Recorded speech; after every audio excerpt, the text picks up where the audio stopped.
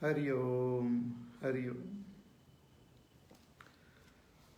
So Bhagwan tells us that this whole world is expression of Bhagwan's Prakriti, and Bhagwan alone is present as the self of all, experiencing this Prakriti, but due to avidya, one experiences bondage. So due to avidya, one identifies with the gunas of Prakriti and gets bound. So one has to understand the nature of the gunas and how they bind us. So all that Bhagwan explained in detail. And he also said that one who understands that all actions are being performed by the gunas, and when he understands himself as beyond these gunas, recognizes that Supreme Brahma, he becomes free while living in this world itself, becomes free, so becomes a Jivan Mukta. Is called Gunatit. So Arjuna's question is that what is the signs of a Gunatit person, and how does he conduct himself in this world, and how can we become Gunatit? So Bhagwan says, first he gives the Lakshanas. He says a Gunatit person, he doesn't hate the expression of these gunas as prakasha, pravritti, moha, doesn't dislike, doesn't hate them when they manifest, and doesn't crave for their manifestation, doesn't crave for them for a particular guna to manifest. So na dveshti sampravruttani na nivruttani kankshati, becomes is totally unattached to the gunas. Further Bhagwan said that he remains udasinavat, as though indifferent towards these gunas. Udasinavat asinaha gunair yona vichalyate, doesn't get disturbed by the expression of these gunas, and he understands guna vartanta itteva, that all these activities are just a play of the gunas. So the guna as the body, the gunas as the senses and the antakarana, and the gunas as the world, they just interplay according to the programming which is due to our avidya. So it just, that interplay is there. So guna vartanta itteva yovatisthati nengate. So he remains established in this understanding and doesn't waver. His understanding doesn't waver. Bhagwan continues to tell us about what is the achara, vyavahar of how does he interact, how does he appear to interact with the world. So we shall chant verse number 24. Samad dukkha sukha swasthaha samaloštashma kanchanaha tulya priya priyo dhiraha tulya nindatma sanstutihi. This Gunatita person, enlightened person, considers Sukha as well as Dukkha as Samam. They are both expressions of the Gunas. They are both kshetra dharma only. Dukkha and sukha are thoughts which arise in the mind. So sad thought and happy thought, they are just the thought, the play of the gunas. Just like when you look at the sky, sometimes you see it cloudy and sometimes you see it very clear, no clouds. But whether there are clouds or there are no clouds, the sky remains untouched. It has got nothing to do with the sky. It doesn't disturb the nature of the sky. Similarly, the Gunatita person doesn't get disturbed like the sky with the various clouds of these gunas coming and playing their role. So, samas dukkha sukha remains saman in dukkha as well as sukha, considers them as same. Why? Because swastaha, he is well established in his own self, that higher self. Sve atmani stitaha prasannaha, is established in his supreme, that self. Therefore always prasannaha, always in the state of bliss. Sve atmani stitaha, because the bliss of the self is not disturbed by the vicissitudes of the mind. So samad dukkha sukha swastha samaloštashma kanchanaha. See, when we live in this world, we not only interact, we have to interact with the objects of this world, but we have to also face different situations and we have to interact with different beings. So all this is said here, how the enlightened person do it. So how does the enlightened person look at the material objects of this world? There are certain things which we consider very precious, like gold, diamond, silver. And certain things are considered okay, and certain things are considered totally of no value, just a dust. Suppose dust accumulates in your home, you just broom them and throw the dust out. So how does an enlightened person look at these various objects? He says sama loshta ashma kanchanaha. Loshta means the mud. Ashma is stone. Kanchana is what you call gold. Even on we see that in particular place, mountain and all. So all this soil is there. Then you dig further, you come across some stones, and if you dig further, some places you will find some special precious metals like gold, etc.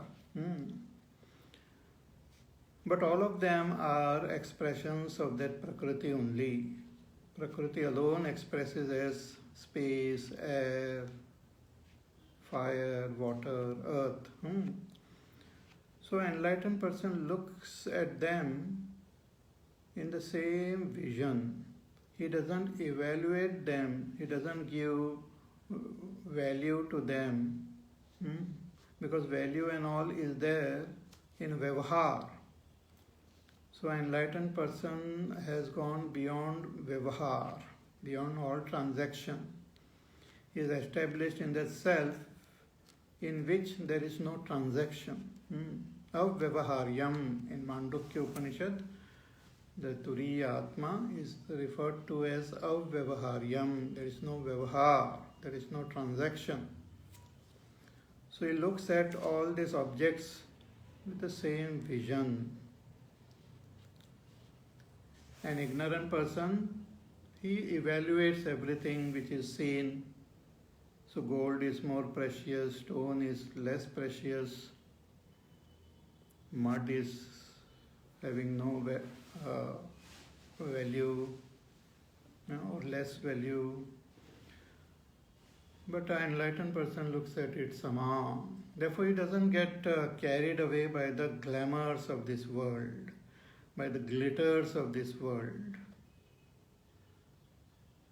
The Puranas tell story of Shukadev ji when he went to Janak Maharaj Darbar.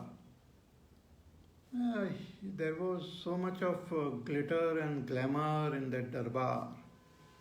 So King Janak was the king of a prosperous kingdom. But Shukadev ji was not at all disturbed nor attracted by all this glamour.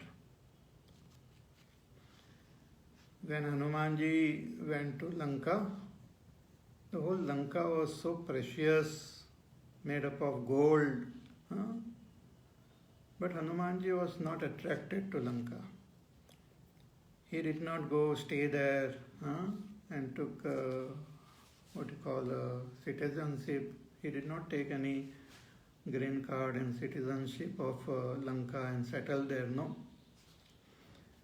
He just burnt the whole Lanka and came back to Bhagwan, because there is no comparison to Ishvara, to Bhagwan. If we get stuck with the glamour, we will miss out the real supreme reality. If we get carried away by the rays of the sun and its play on the ground or in the water, we will miss out to understand the glory of the sun itself. So sama dukkha sukhasvasthaha sama loshtashma kanchanaha. For him, loshta ashma kanchana becomes sama. Tulya priya priyodhiraha. Then what about interacting? How does he interact with those who are or those who are dear or not dear, or who consider him as dear or not dear? There are some people who have great affection for an enlightened person. Some may not have that affection for an enlightened person. But an enlightened person treat them all equally, means look at them all equally. In his eyes, all of them are same. Hari Vyapak Sarvatra Samana. Vidya Vinaya Sampanne Brahmane Gavi Hastini Shuni Cheva Shvapakecha Pandita Samadarshinaha. In all the different beings, he sees the presence of that same Brahma. Therefore, his vision is sama. So, tulya priya priyaha. For priya and apriya is all tulya, because he is dhiraha, dhima, having that deep conviction and that knowledge of that Supreme Self, and well established in that Self.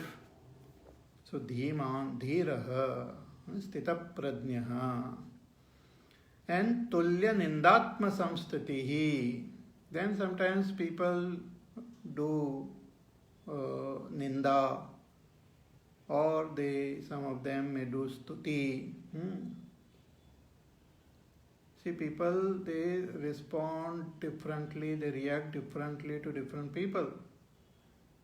So just because a person has become enlightened, that doesn't mean the nature of the people around will get transformed. Sometimes you find totally useless people might also be there, associated with the enlightened person, and a very great sadhak also can be there. So some people may do his ninda and some may do his stuti. So he considers them also as same. Tulya nindatma samstutihi. Ninda cha atma samstuti cha tulye nindatma samstuti yasya yatehe sa tulya nindatma samstutihi. Considers them both. See, an ignorant person cannot do the stuti of an enlightened person completely also, doesn't understand that enlightened person. So generally those who are close to an enlightened person but they are still ignorant, they will just talk about the external features of this person, how he walks, how he talks, how he dresses, how he eats, how he moves. Those type of things, what he eats, what time he gets up, what time he goes to sleep, those type of things. Because the inner, that enlightenment cannot be understood or appreciated by ignorant people. Just as in the field of science also, if a great scientist, Albert Einstein, is there, and people are there around him, they will not be able to understand his greatness. They will only talk about his external features. So tulya nindatma samstitihi. So people, they even write biographies about great Mahatmas and all. But it depends on their own state, how much deep they are. Therefore, Tulsidas Ji, before writing the Charitra of Bhagwan, he says, he prays to Bhagwan that please make my heart pure so that I can write your Charitra. Shri Guru Charan Saroj Raja Nija Mana Mukura Sudhari Bharanahu Raghuvar Bimal Jasu Jodayak Falachari. So purifying my heart with the dust of my teacher, thereafter I will write the Charitra of Sri Ram. Even Valmiki, when he became absolutely pure, he could write a Ramayana. So people in general may do stuti or do ninda of an enlightened person, but the enlightened person looks at it with the same, listens to it with the same vision. Whether good words are coming out of a person or bad words, he sees the presence of that Supreme Brahma and the play of that Supreme Brahma in all of them. So tulya nindatma samstutihi. That is the nature. That is the way an enlightened person lives in this world. Further, Bhagavan says, Manapamanayos tulyaha tulyo mitrari pakshayoho sarvarambha parityagi Gunatitasya uchyate. Bhagavan says, Ki manapamanayoho tulyaha. He remains tulya in mana as well as apamana. Some people honor an enlightened person, may respect, do namaskar, offer flowers and fruits, do his pada puja, remain totally humble in front of that enlightened person, do his seva, honor that person with all their might and glory. See, in our Shastra, stories are there in Puranas and all, that when an enlightened person, even when he enters the darbar, the king comes down from his throne and offers his throne for the enlightened person to sit, and he himself sits on the floor. Even in recent time in Maharashtra, great king Shivaji Maharaj and his great teacher Samartha Ramdas Swamiji. So Samartha Ramdas Swamiji just happened to come to the darbar of Shivaji, and Shivaji was so overwhelmed, he went and did Sashtang Namaskar to Samartha Ramdas ji, and he did not know what to offer him. What can I give? Because whatever I give will be totally less compared to the blessings which I got from my teacher. And then he said, I have this kingdom, so let me offer this kingdom to my teacher. So he just offered that kingdom to his teacher. He just wrote it down, that this kingdom now belongs to you, and he offered it to his teacher, Samartha Ramdas Swamiji. And Ramdas Swamiji took it. He said, yes, you have given this kingdom to me. This kingdom, I also don't belong, I belong to the Ishvara, so this kingdom now belongs to Ishvara. So hereafter, you serve this kingdom as belonging to Ishvara.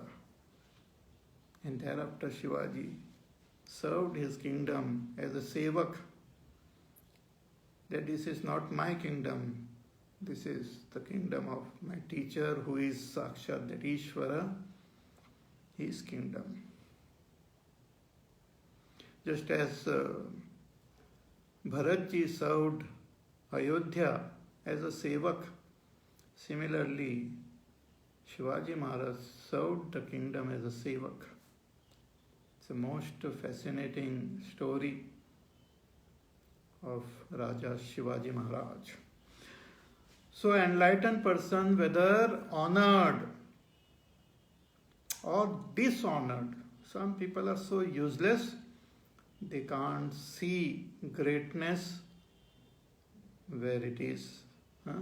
They don't have the eyes to see the glory and the greatness of an enlightened master.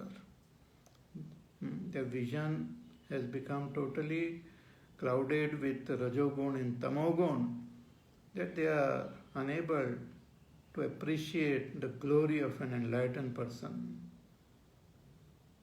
So they insult, they may do his apaman. So they will get, see, those who praise and those who censure, or those who respect, and those who dishonor an enlightened person, they will get the result of their karma.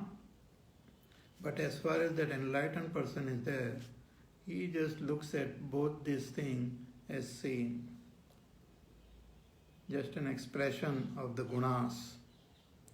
The tamogun is manifesting in that person as apaman towards him, and the sattvagun is manifesting as mana towards him. So manapamanayos tulyaha, considers it tulya only. And tulyo mitrari pakshayoho, and he considers enemy as well as friend also, he looks at them with equal vision. See, it was said, Bhagavan had said before, that he remains udasena, indifferent towards all things and all expressions in this world. So how come he has got friend and enemy? So Shankaracharya clarifies it. He says, no. They are not his friend or his enemies, but others may consider him as friend or him as enemy. Yadyapi udasena bhavanti kechid स्व अभिप्रायेण तथापि पर अभिप्रायेण मित्र अरिपक्षयोः इव भवन्ति इति तुल्यो मित्रारिपक्षयोः इति आह. So others can think that, oh, he is my enemy, oh, he is my friend. So he looks at all these different beings also with the same vision. He sees the presence of that Paramatma in all. His own self, Atmopammena sarvatra samam pashyati Arjuna sukham va yadi va dukkham sa yogi paramo mataha. He is the Param Yogi, the Gunatit. So tulyo mitrari pakshayoho sarvarambha parityagi. Sarva arambha means all actions which we initiate to acquire certain result. They are called arambha. We initiate certain actions to get the desired result. See, desires keep popping up in our antakarana. And to fulfill those desires, we have to act. And some desires are simple to be fulfilled through that action. So we just perform those actions and fulfill those desires. We want to drink a cup of coffee. So we go to the kitchen, we prepare the coffee and we drink. So desire had come, we put forth effort, got the result, and that is that. But there are certain desires which are very complex and very difficult to be obtained easily. I want to become the minister in this government. I have to first stand for election. First I have to get a ticket, so interact with people, meet them, call them, give a party, interact with different types of people, this, that, all sorts of things. So after working and struggling for many, many years, finally that fellow gets a ticket. Then again has to spend a lot of money and this and that and do prachar and all, and finally gets elected also. And with lot of push and pull and all, he becomes a minister. So it's a lot of effort is involved. Some people are lucky to become what they want to become, but many remain dissatisfied. Wanted to become the Prime Minister, but somehow things didn't work out, remains dissatisfied. And with that dissatisfaction itself, they leave this world to be born again in some political family. So all these things happen. So it's called arambha, to initiate an action to get a desired result. But an enlightened person doesn't initiate any such actions. Sarva arambha parityagi.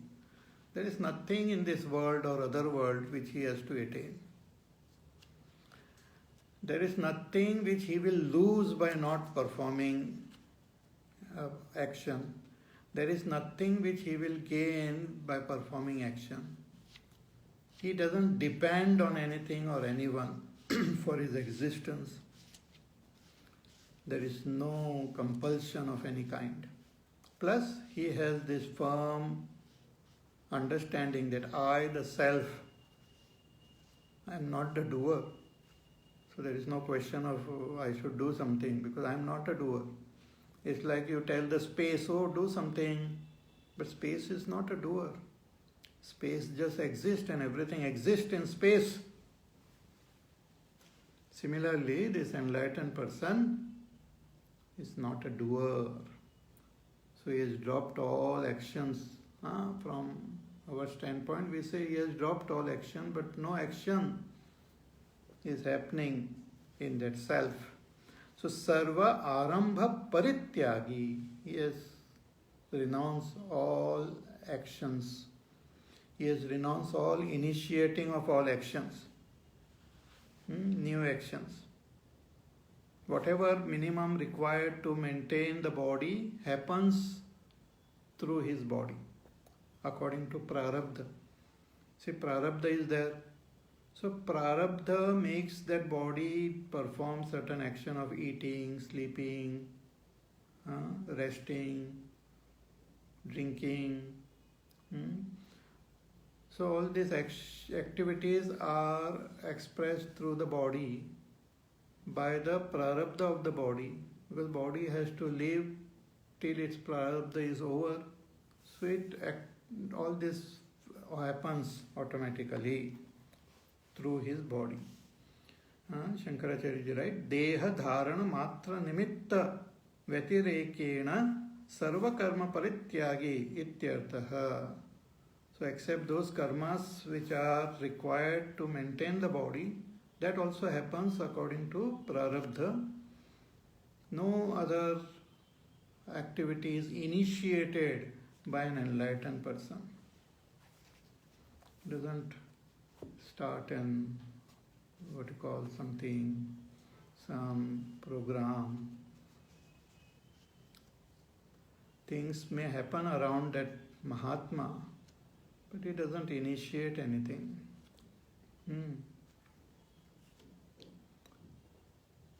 So, udasinavat, he remains udasinavat in all this. So, sarvarambha parityagi gunatitas uchyate. So, he is called gunatita. One who has gone beyond the gunas. Atita means have gone beyond the gunas. Gunatitas uchyate. So thus Bhagwan in the 22nd verse, first he talked about the signs of an enlightened person. Then in 23, 24 and 25th verse, Bhagwan spoke about how he conducts himself in this world. Now in the following two verses, Bhagwan tells how one can transcend these three gunas. Who transcend the three gunas? Adhuna katham chatren gunan ativartate iti prashnasya prativachanam aha. So let us chant verse number 26. Mam cha yo vyabhicharena bhakti yogena sevate sagunan samatityetan brahma bhuyaya kalpate. Bhagwan says, Mam cha yo avyabhicharena bhakti yogena sevate. Yah, he whoever, that sadhak, who has been following the proper path of karma, jnana, chitta shuddhi, etc., who worships me, mam cha yo avyabhicharena bhakti yogena sevate, who serves me, worships me through avyabhichara bhakti yoga, by ananya bhakti, by what you call single pointed devotion towards me. One who has this single pointed devotion towards me. See, devotion is that love. This love is, or bhakti is that love which is required for following the path of karma as well as following the path of jnana, dhyana. We had seen that there are these twofold path of karma and path of dhyana. Pravritti marga and nivritti marga. Lokesmin dvividha nishtha pura prokta mayanaga jnana yogena sankhyanam karma yogena yoginam. So there is no third path, there is no bhakti marga. There is only karma marga and jnana marga. Okay? But bhakti is required in karma. When we perform our karma, dedicating it to Ishvara, that is expression of bhakti only. but it is called Karma Yoga. And when we are dedicated to gain that knowledge and surrender ourselves, do that nidityasan and surrender to that Ishvara, that is bhakti only, but it is dhyana. Bhakti, underlying dhyana.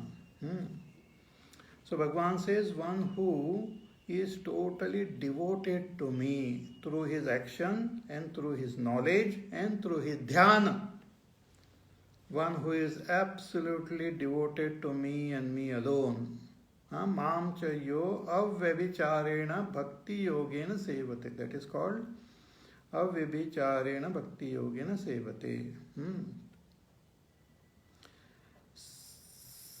Sagunan samatitya etan. Such a person transcends these three gunas and become fit to attain that Brahma. Brahma bhuyaya kalpate. Such a person transcends the three gunas and become fit to attain Brahma, means he attains Brahma. As Bhagavan had said in the 7th chapter also, that mameva ye prapadyante mayam etam tarantite. One who surrenders to me alone transcends my maya. Trigunatmika Maya. This Maya is Bhagavan Shakti, which is expressing as this world, and we get involved with that expression. So when we surrender to Ishvara, we transcend this expression and become one with the Swarupa of Ishvara. So let me give you an example again to make this more clear your mind. Okay, let us take the example of this pot. I keep the pot handy so that whenever I want to give example, it is there ready. It's a very good example. So there is the pot and there is the space inside the pot, and there is space everywhere. So this pot is like our body. Both the gross body and the subtle body is represented by the pot. So this is my body, another pot is your body, some other pot is that person's body, some other pot is that person's body. So all the pots are the infinite bodies of the infinite jivas. Okay? So the space is there. So space is inside this pot. Same space is there in all the pots. And same space is supporting all the pots. And same space is beyond the pots. Now see, now focus attention on the space and what is the relationship between this pot and the total space. The total space itself expressed as air, and that air itself expressed as fire, and the fire itself expressed as water, and water itself finally expressed as earth, means gross matter. So this matter, this pot, is the product of space only. Space itself is appearing like this pot. But the nature of space and nature of pot is totally different. This pot is effect of space, but the nature of pot is different. The pot can be broken, the pot can have a shape, but space cannot be broken. Space doesn't have a shape. Pot can get attached to other pots, but space doesn't get attached to anything. pots are many, space is one. So the total space is like Brahma. Okay? Total space is like Brahma. Then that space present in all the pots, total space present in all the pots and expressing as the pot, space expressing as all the pots and present in all the pots is like Ishvara. See, when we say space as Brahma, that space includes everything, means there is nothing other than space. So pot is also space only. But when we differentiate this space and pot, and we talk about it in a different language to explain, so that space which is expressing as all the pots and present in all the pots is like Ishvara. Okay? Then space present inside a pot, a particular pot, is the Atma, is the Kshetrajna, is the Purusha, is the Pratyek Atma, is the, what you call, Sushupta Atma. All these names are there of this space inside the pot. Okay? And when this space identifies with the pot, then that is called Ahankar. So Ahankar, Atma, Ishvara, Brahma. What is Ahankar? When the space inside the pot thinks that I am the pot. So to think that I am the pot, to have this notion that I am the pot, I am this pot, and there are other pots which are different from me, but I am this pot, this notion is called Ahankar. This is because of avidya. This is called adhyas. But to understand that I am different from this pot, I am the space inside the pot, untouched by the pot, unaffected by the pot, unaffected by the movement of the pot. I am that just a sakshi, the witness of this pot. To understand the space within is to understand the Kshetrajna. Then to understand that I am present in all the pots and I am all the pots. I myself am all the pots and I am present in all the pots. When this understanding happens, then I have understood Ishvara.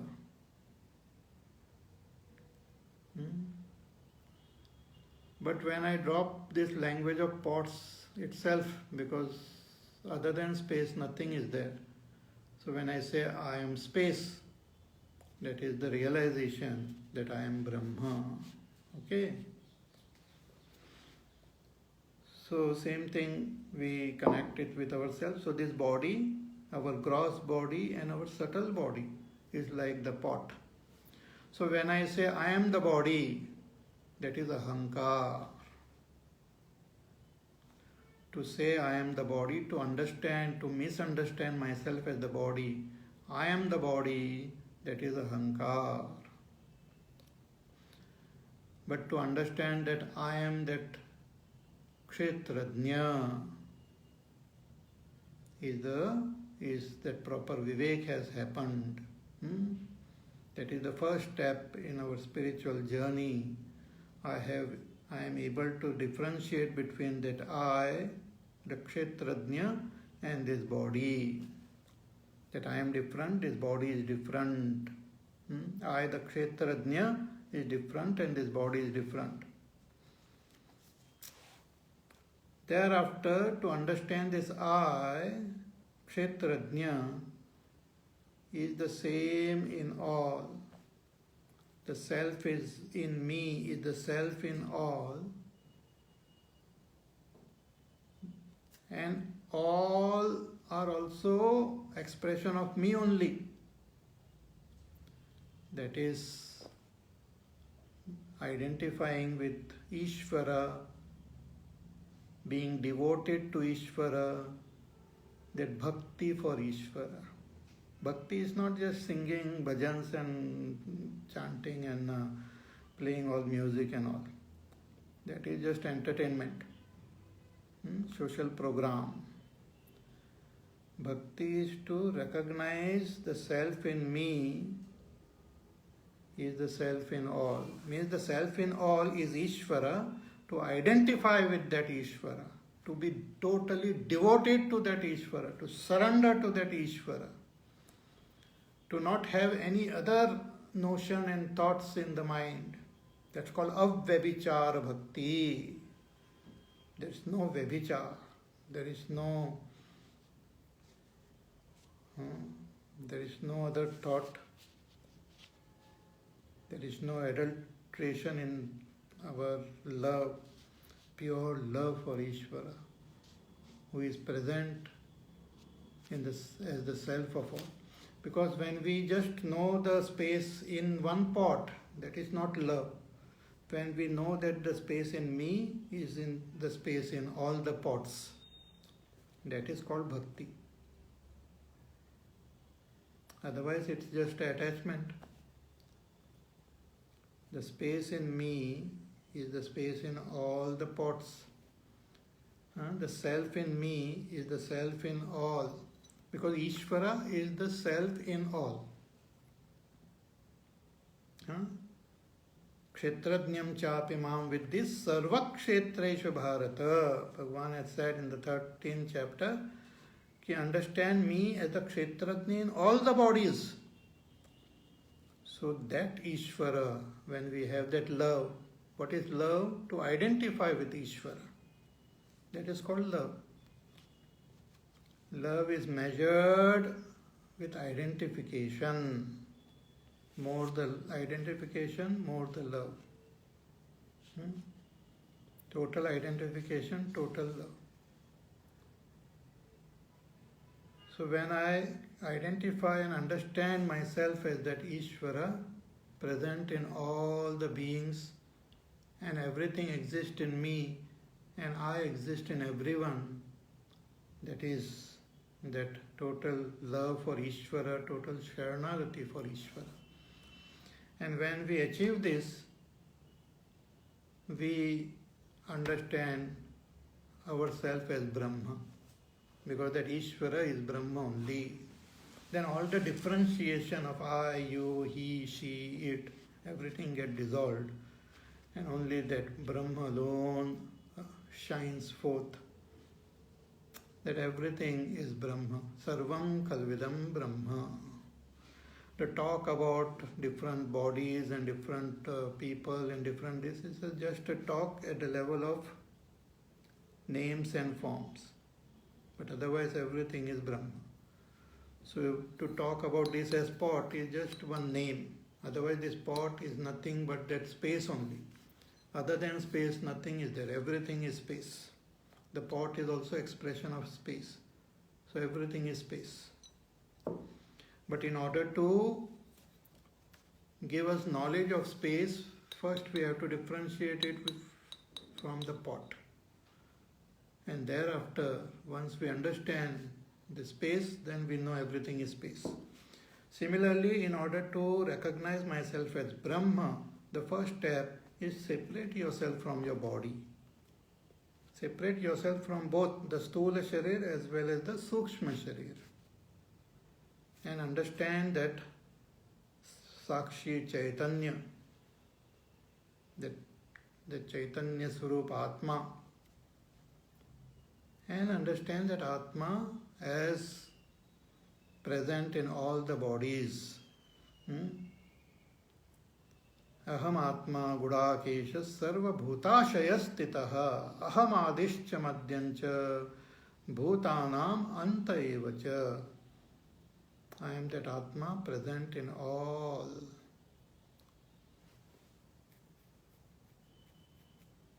Okay. So this ahankar is a false notion which is born from the avyakta prakriti and avidya. Avidya sanyuktam avyaktam ahankariti uchyate. The combination of avyakta prakriti and avidya has given rise to this notion called ahankar, that I am this body. So that ahankar should be broken by differentiating ourselves from this body. When I say I am not the body, it means I am not even the ahankar. There is no sense of I also in that Atma. So I should be able to differentiate myself from the gross body as well as the subtle body. Differentiate not only from the body but all the activities of the body also. So I am not only the body, but I am not also the activities which are expressed in the body. Similarly, I am not the mind and I am not the feelings. I am not the intellect and I am not the knower. Because this knowing, feeling, doing are all activities of the body and mind. Even knowing is an activity.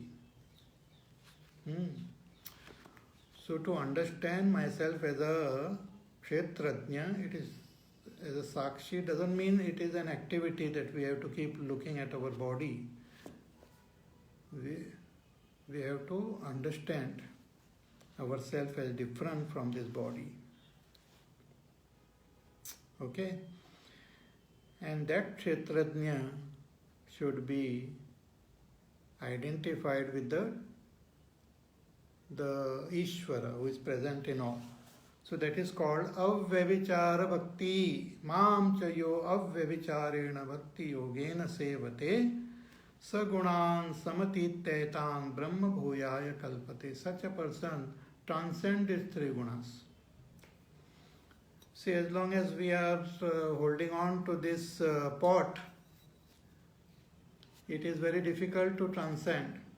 But once that space in the pot, understand that I am the space in all the pots, then it is able to transcend this pot. And after transcending this pot, when it looks as Ishvara, when it sees, it's come to know that everything is myself. All the pots are also myself, and all the space in the pot is also myself. Everything is myself. When that understanding happens, he has attained that Brahma. Brahma bhuyaya kalpate, has become Brahma. Okay? One more verse is there actually. I thought I will finish that verse also today. But one more verse is there, which we will see in our class tomorrow. And day after tomorrow is Gita Jayanti. So we'll celebrate Gita Jayanti also in a special way. Day after tomorrow, same time. So tomorrow we'll conclude this chapter. So till then you take care, be happy, safe, peaceful, healthy. Do your work, do your sadhana. And please contemplate and understand. Even if you have understood, understand it again and again. That is it will not be harmful. Even if we have understood, we have to understand it again. Then the clarity comes. It becomes vivid. It doesn't remain only at the level of some theory or some idea. And when it becomes vivid, we start getting transformed. Just like when we see that snake and think that it is a real snake, then the person comes and says, no, it is not a snake, it is a rope. So even when he says it is a rope, I continue to see it as a snake and continue to have that doubt. He is saying it is a rope, but I don't think so. It looks like a snake only to me. So I keep on holding on to both the things. I say it is a rope, but inside I feel that it is a snake. So I am scared to go there also. So when I keep contemplating, keep investigating, and finally when I look properly and myself understand, it's a rope. Really it is a rope. And once that happens, you become really free of fear. Otherwise you may act fearless, but it is not freedom from fear. But when you understand that it is a rope, you become free of fear. Similarly, through deep contemplation, understand yourself as Kshetrajna, and then understand that Kshetrajna is Ishvara, and then understand that Kshetrajna, Ishvara as Sakshat that Brahma, Aham Brahmasmi. Okay? So we will meet again tomorrow. Hari Om. Shri Ram Jaya Ram Jaya Jaya Ram. Shri Ram Jaya Ram Jaya Jaya Ram. Shri Ram Jaya Ram Jaya Jaya Ram. Shri Ram Jaya Ram Jaya Jaya Ram. Shri Ram Jaya Ram Jaya Jaya Ram. Shri Ram Jaya Ram Jaya Jaya Ram. Shri Ram Jaya Ram Jaya Jaya Ram. Shri Ram Jaya Ram Jaya Jaya Ram. Shri Ram Jaya Ram Jaya Jaya Ram. Shri Ram Jaya Ram Jaya Jaya Ram. Shri Ram Jaya Ram Jaya Jaya Ram. Shri Ram Jaya Ram Jaya Jaya Ram. Shri Ram Jaya Ram Jaya Jaya Ram. Shri Ram Jaya Ram Jaya Jaya Ram. Shri Ram Jaya Ram Jaya Jaya Ram. Shri Ram Jaya Ram Jaya Jaya Ram. Shri Ram Jaya Ram Jaya Jaya Ram. Jaya Jaya Ram. Jaya Jaya Ram. Bole Siyavar Ramachandra Bhagwan ki Jai. Om Purnamada Purnamidam Purnat Purnamudachyate Purnasya Purnamadaya Purnamevavashishyate. Om Shanti Shanti Shanti. Hari Om Shri Gurubhyo Namah.